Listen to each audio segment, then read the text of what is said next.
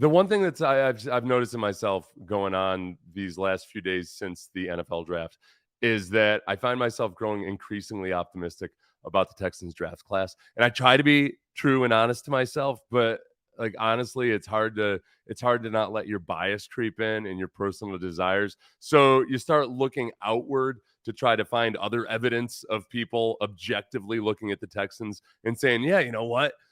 No matter what you think about the trade value to trade up to number 3 overall, there's some good talent that they picked up here.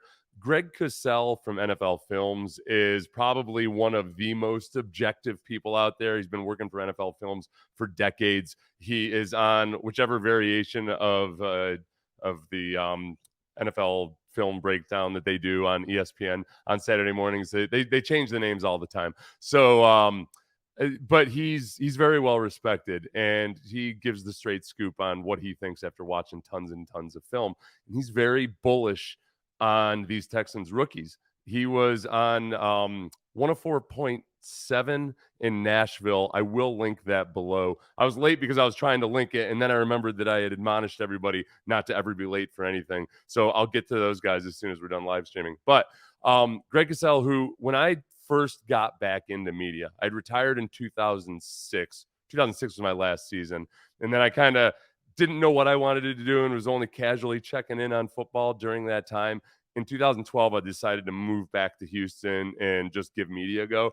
As I drove down to Houston, I listened to 17 hours of a Greg Cosell podcast where every week he would go over the league at large. And I kind of got schooled in on the previous season, weeks 1 through 17, to get myself up to speed with anything I might have missed. And if anything, I was over-prepared. I learned too much from Greg Cosell about the modern NFL. But to jump right into it, he started off talking about CJ Stroud and had some interesting things to say. I was pretty impressed with CJ Stroud. Now, there's always that conversation about Ohio State because it's a very well schemed offense with high level 5-star players with a lot of what we would call in the business predetermined throws. But the one thing you do see when you watch CJ Stroud is he throws the ball really well. He's not a power thrower, but he has a good arm. And he throws with great pace and touch. And that's hard to do for a lot of young quarterbacks. So that right there, what he was talking about, one, the Ohio State offense, there's validity to that. And I think it goes back to what I've said forever, and a lot of you have heard me say it. Just because an offense is so good and can produce fool's gold doesn't mean that a genuine prospect can't come out of that. You know, Pat Mahomes is a great example of, okay, comes from an air raid style system, and so many quarterbacks have been prolific in college and gone on to the NFL and not being able to hack it. Obviously, it didn't hold Pat Mahomes back from being a good NFL quarterback. I think that some of the predetermined part of it is true, but in the Ohio State offense, there were decisions that the quarterback had to make, or that CJ Stroud has to make, that are above and beyond like a lot of the more simplistic offenses. So yes, there are some predetermined throws, but there are also option routes where the receiver and the quarterback are going to have to react to coverage, and the route will be altered based on what coverage they see. And some of the more high level stuff that's hard to teach on the fly in the NFL, CJ Stroud has some of that, but just like any other rookie, he's going to have to learn a few things. As far as his actual throwing motion and what Greg alluded to there, kind of the compactness of it, the quickness of it, it was really cool just to watch him. If you see some of the clips from rookie minicamp with the Texans, even when he's just doing his warm-ups, man, you can see him just with a flick of his wrist and coming down on the ball all the time. The accuracy in the short area and just how he repeats the same motion over and over and over again. That's the kind of consistency that a lot of guys, even on into the NFL, struggle to replicate. So that part, he's ahead of the curve. He's ahead of the curve in terms of a lot of NFL quarterbacks when it comes to having clean and pure mechanics that he can repeat over and over again. It's just learning how to apply all the other stuff to it while he's also learning how to play it from under center. And Greg will get into that a little bit later. Right here, he's going to talk about two things about Stroud that will help in this Kupchanistani offense? To me, is far more effective than play action in the gun. And I really like John Metchie when he came out of. Okay, I skipped forward a little bit there. Did I accidentally cut out the wrong thing like a son of a bitch? I think there's a chance I did. See what happens when Seth Payne tries to get efficient. To do for a lot of young quarterbacks. Two other things to Here we me go. stand out, and So these are the two other things that stand out. everybody looks at quarterbacks a little differently, but two things stand out to me. Number one, his ball placement was really precise at the intermediate and deeper levels, tougher throws, and his willingness to turn it loose and make the tougher throws. Yeah, and I think that when we think about the ball placement, we've talked about that a lot. In this offense, ideally, if you think about San Francisco last year, run after the catch was big. In Gary Kubiak's offense, I used to get frustrated because, Schaub would have a very good completion percentage. And a lot of times people would mistake that for being highly accurate. And it's just, they're not one and the same thing.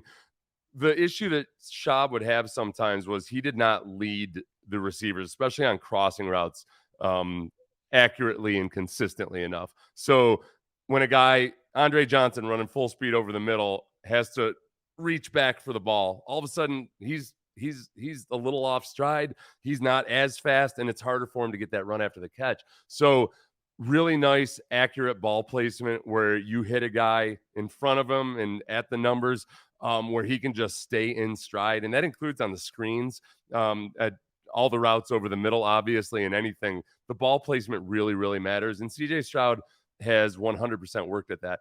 The willingness to throw the ball or unleash it deep, I think it's fair to say, okay, hey, he's had over the past 2 years, 5 first-round caliber wide receivers. So there's a tendency to think, well, of course he's going to be willing to throw the ball and let it loose.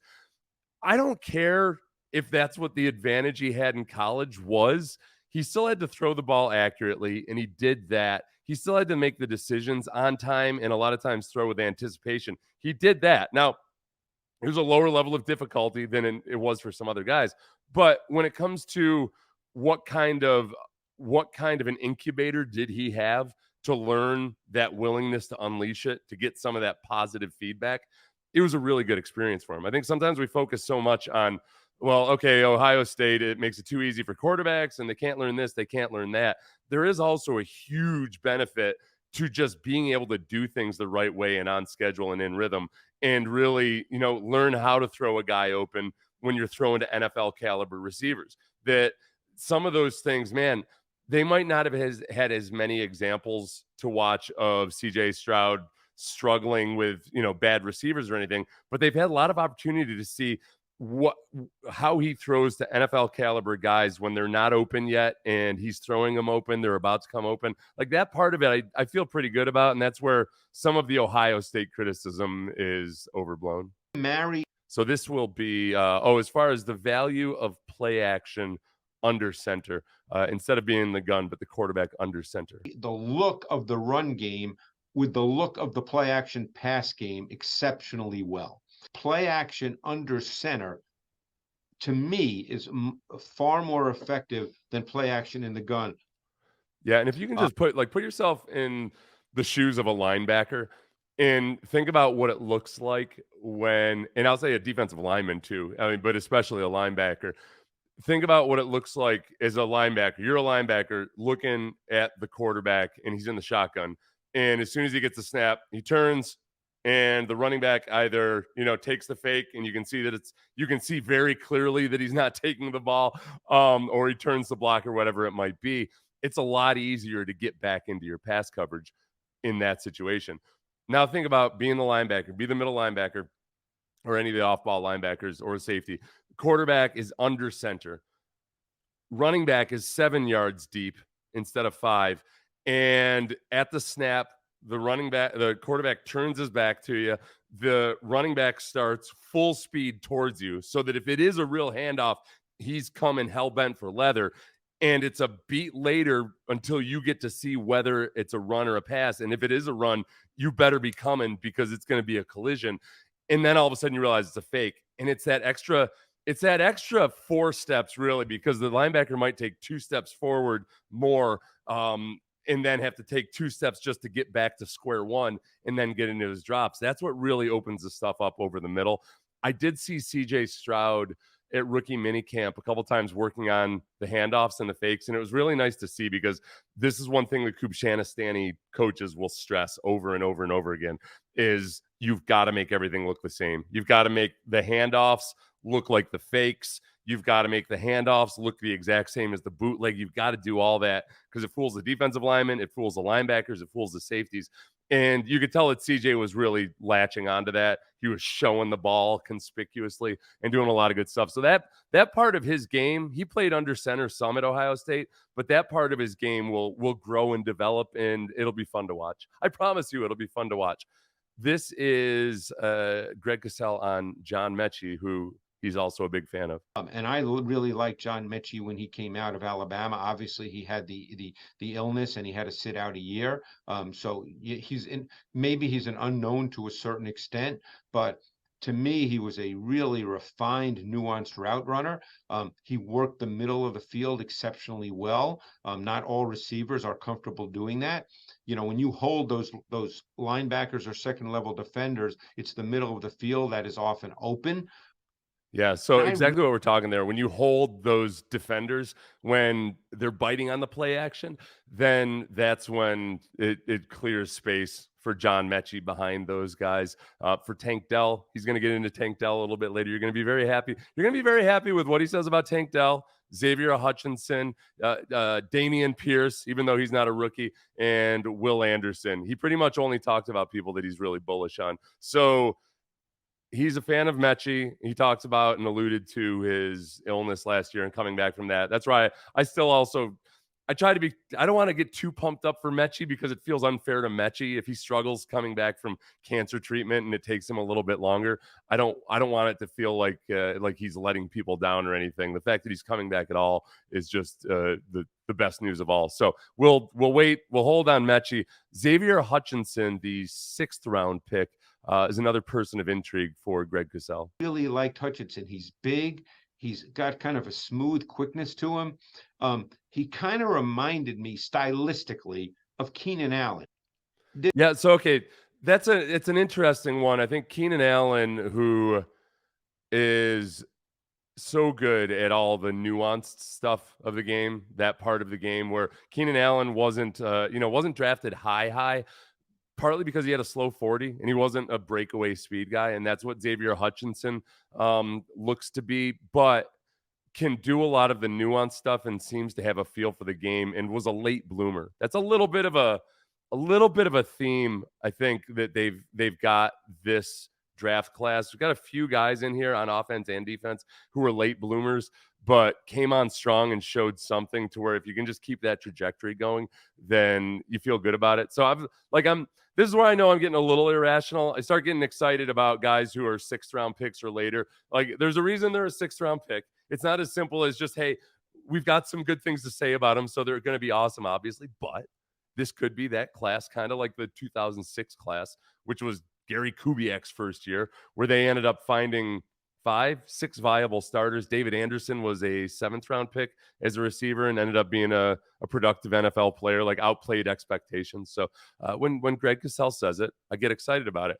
Tank Dell, who we know and love and who will be wearing the number 13, forming, as many of you have noted, hopefully a 7-1-3 connection between CJ Stroud and Tank Dell. But Greg Cosell, as is everybody else who watches Tank Dell, very excited about the potential for electricity. This kid is explosive. Now, not necessarily vertically explosive. His 40 time wasn't off the charts. But I got to tell you, this guy he's got sudden explosive movement traits, both as a route runner and run after catch. He's dynamic. He's electric. He's a game-changing playmaker.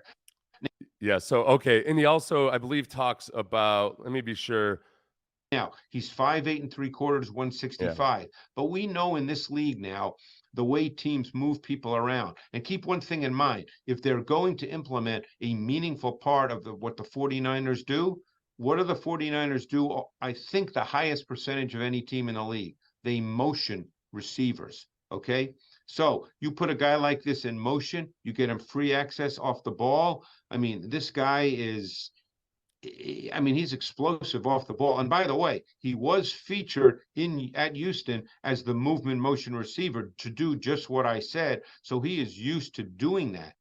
Yeah, so that is big because for a guy that size, you can't just line him up on the outside and expect that he's going to beat press man versus the bigger, more physical cornerbacks, or even some of the smaller and more physical cornerbacks. You got to figure out ways to get him free and off the ball, and not always from the slot. And the way to do that is to go in motion. I think, look, everybody knows by this point that it's really good if you can use a lot of pre-snap motion. The trouble is, it's hard to do it and not make a lot of mental errors. I can remember playing next to Kyle Brady, who was a pretty bright dude, as a tight end, and we were in an offense where Kyle Brady had to go in motion and shift all the time, and he would get like 5 mental errors a game just because every time you change, the defense shifts. You've got to change your assignments and responsibilities based on how the defense shifts. So you're making it harder for the defense.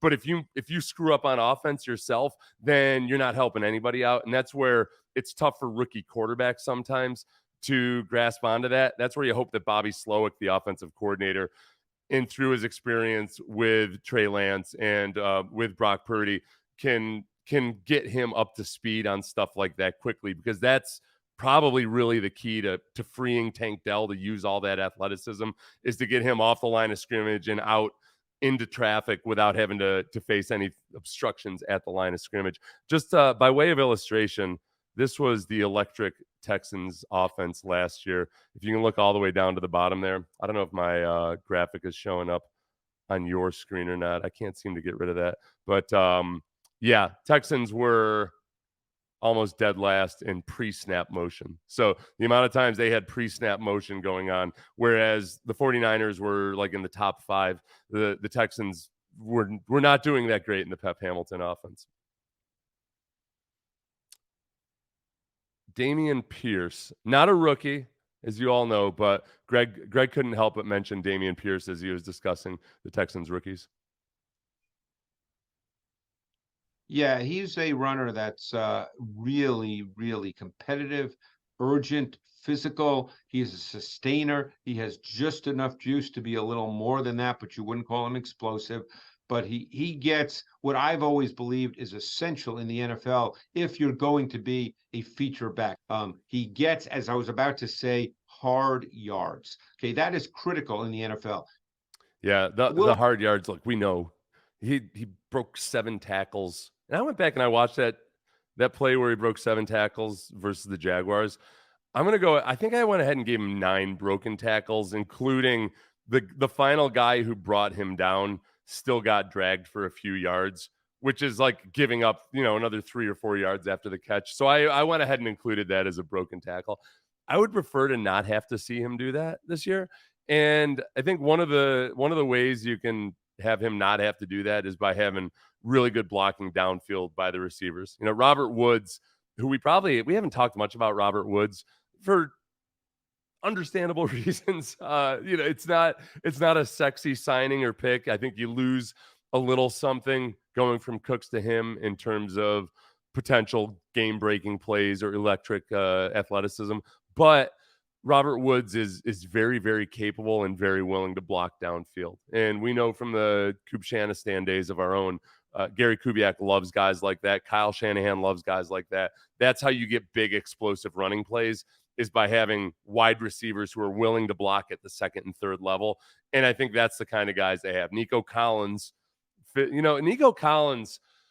who I'm, again, trying to reset my expectations on so we can watch him in an offense that's an actual scheme with a plan.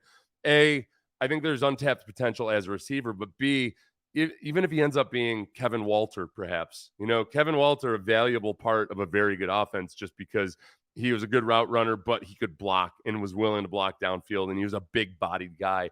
That's what Nico Collins could be. So as far as how that all helps Damien Pierce, a combination of better blocking on the offensive line, better blocking at tight end. Dalton Schultz can block, and then better blocking downfield, and then also just Devin Singletary. So hopefully Damien Pierce, let's get 4 or 5 years out of Damien Pierce. The one defensive player that he talked to at length about in this, again, anybody joining us, this is Greg Cosell from NFL Films, who's just awesome and very, very objective, very honest with his opinions about all the film he watches on all these guys. And he's been very impressed with the Houston Texans rookies. Here he's about Will Anderson. Anderson, obviously, he was brought in not only because of his talent, but because of just the kind of kid he is. I'd be very curious to see how they deploy him. Obviously, he's going to play defensive end, but at Alabama, they did a ton of stunting. They did a ton of slanting. There were times they moved him inside. He's a straight line, linear, explosive power player, far more than he is a bendy, flexible player. But he plays with great power, and he's got a great body. What he needs to learn how to do better is he needs to learn how to use his longer arms. That's one area that he clearly needs to improve. It's absolutely coachable. They will work with him on that. Yeah, and I know you guys, we're going to get to JJ in a little bit. So let me finish up with Will Anderson and what Greg Cosell was saying about him. And I think sometimes people balk when they hear that because it's like some kind of a criticism or something. Everything he said about Will Anderson is true. Just like any of the 31 rookies drafted in the first round this year, they all have to improve on something. Not a single one of them is a finished product. And a lot of those guys will figure it out in the first week. Some other guys never figure it out, and that's why half of them end up being busts. So with Will Anderson, what Cosell said right there was that, using his long arms is a teachable trait and that Will Anderson will latch onto that. I 100% believe that. Some guys it's way too easy to say, well, guys are going to learn how to use their hands when they get to the NFL. Some guys never do. Like I remember when I was a freshman and had never really been taught or coached to use my hands well. And I struggled, at a smaller school and things were not clicking for me until one day in practice, all of a sudden, like I really latched on to everything we were learning and being coached about using our hands. And all of a sudden I started like dominating, but like that, it was hard for me. It was like a big leap for 3 weeks of camp. And in the NFL, sometimes rookies will come in and they'll be like that. There'll be some technical things and you work with them, and they just don't latch onto it. The thing with Will Anderson is he's already shown in certain situations he uses his hands really, really well. When he lines up head up on an offensive tackle, and he's rushing the passer from there, he is lightning quick with his hands. And he looks like a taekwondo master and sheds blockers really quickly. For whatever reason, when he gets out on the edge, he still uses his hands really well against the run. He stands up offensive tackles who are a lot bigger than him.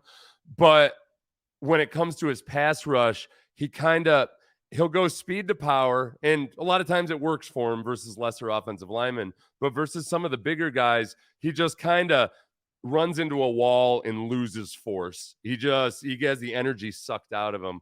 And part of that is the angles with which he's attacking. Part of it is properly setting it up with speed or with the threat of a counter. And those are all things that he's shown an ability to do. He just needs to do them more consistently. I don't want to get too technical about all this. He's just got to use his hands better when he's rushing from the outside. Cosell had alluded to, the question of like, how will the Texans use him? They've been pretty open about how they're going to use him. They're going to let him just play defensive end. And that's going to be a big part of it too.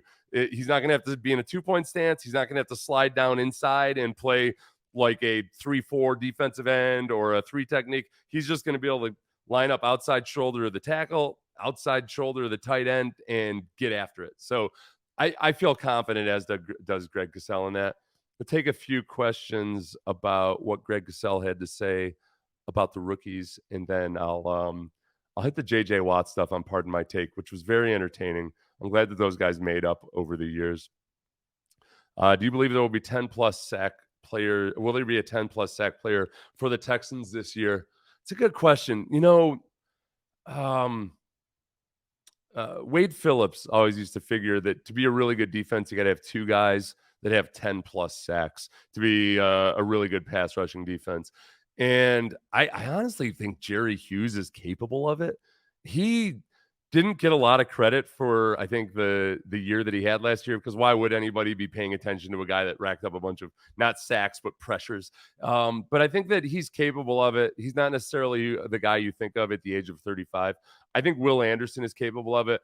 The biggest problem is going to be, all right, if the offense is a work in progress, it's probably not likely that there are going to be a lot of blowout games in favor of the Texans this year where the defense goes out and knows that the offense is trying to rush. So that's when you really start to stack up a lot of sacks. So I'm not overly worried about it right now. I do think that Will Anderson will be productive. I just don't know if it shows up in terms of sacks.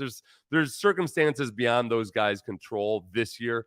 We won't give him the same excuse next year, but this year I would let it go. Let's see. What went wrong with Kiki QT, and why will Tank Dell not go down the same path?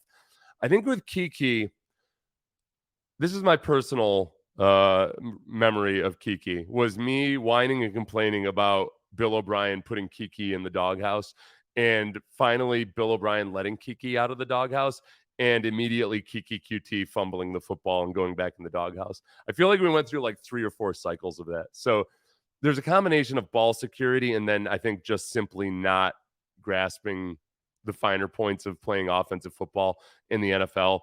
And I don't, Tank Dell seems to be wired perhaps a little bit differently. I don't want to be throwing shade at Kiki. He seemed like a good dude. Tank Dell's got a little bit of that.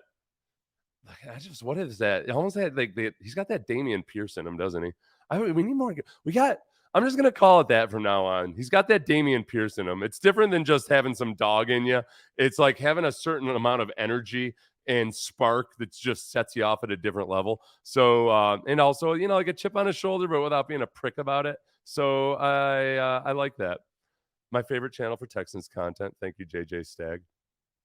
So we were talking about run after the catch, and Mr. Torval here says, I remember receivers, especially Andre, constantly having to slow down on deep throws from Schaub, although I've heard some people suggest that was by design for some reason. I think sometimes on a back shoulder fade, those times are by design. There are other times where Schaub he'd overthrow at times too, which I know it sounds wrong, but just bear with me. Like, everybody's got the ability to throw the ball that far in the NFL. The guys who have really good touch also tend to have really good arm strength, and that's how they're able to, they can take it from 90% to 92% or down to 88% to hit the deep ball on a post or a go route. Somebody that doesn't have as strong an arm, they got to really wind up and go. And I think that's what happened with Schaub at times. It's just he was operating a higher envelope, and it's a lot harder to reel in, 98 versus 96% of what you got. So it wasn't as accurate that I think CJ, man, when you watch him throw the ball, it just looks so nice and pretty and easy. Okay, so you said X-Man ran a 4.3. Are you talking about Xavier Hutchinson, or are you talking about, is Tank Dell's nickname X-Man? Is it something like that, right? Okay. Oh, I shaved. That's as simple as that. My wife hates it. My wife doesn't like me looking like this. I think she likes pretending that I'm mature or something. So thank you, though. It's not the lighting, damn it. I shaved.